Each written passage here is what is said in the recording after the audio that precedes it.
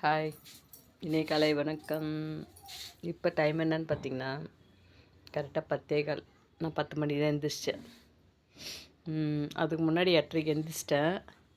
8:30க்கு எழுந்திரிச்சு rest room போயிட்டு வந்துட்டு திரும்பவும் படுத்துட்டேன். ஆனால் நல்லா தூங்கலை.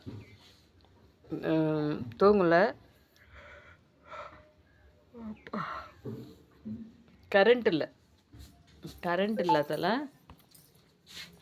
கரண்ட் இல்லை. அதை விட இன்னொன்று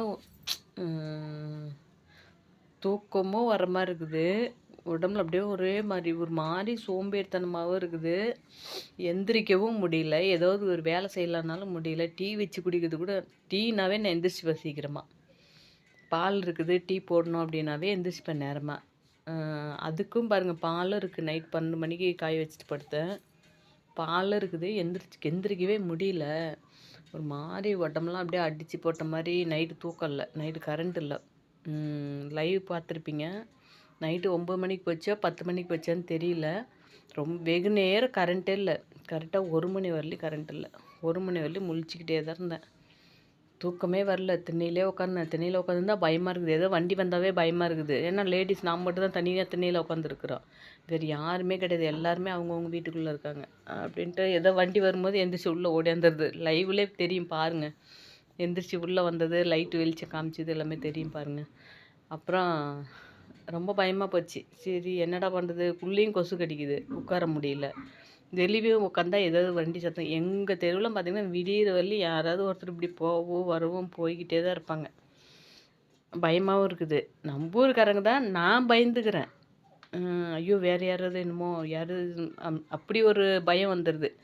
எழுந்திரிச்சு உள்ளே வந்துடுது. அப்புறம் போய் உட்காந்து அப்படியே கொஞ்சம் நேரம் அப்படியே திண்ணையிலே படுத்திருந்தேன். அப்புறம் 1 மணி ஆச்சு, கரண்ட் வந்தது. சரி கரண்ட் அப்பவும் வரல. திரும்ப சரி கொசுவத்தியாவது ஏற்றி வச்சுட்டு படுக்கலாம் அப்படின்னு பாருங்க. கொசுவத்தி அப்படியே இங்கேயே இருக்குது பாருங்க, தெரியுங்களா?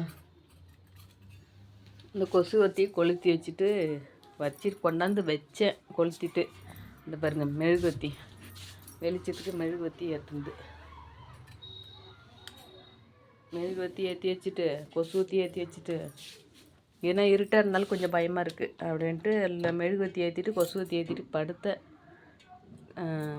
கரண்ட் வந்துடுச்சு. அதுக்கப்புறம் எந்திரிச்சு இந்த கொசுவத்தி ஆஃப் பண்ணிட்டு குட் நைட் போட்டு விட்டு ஃபேன் ஓடிட்டு இருந்தது.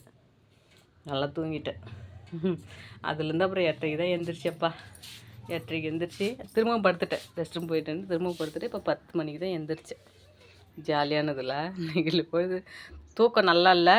ஆனால் ரொம்ப நேரம் ஆச்சு. 10 மணி ஆச்சுன்னு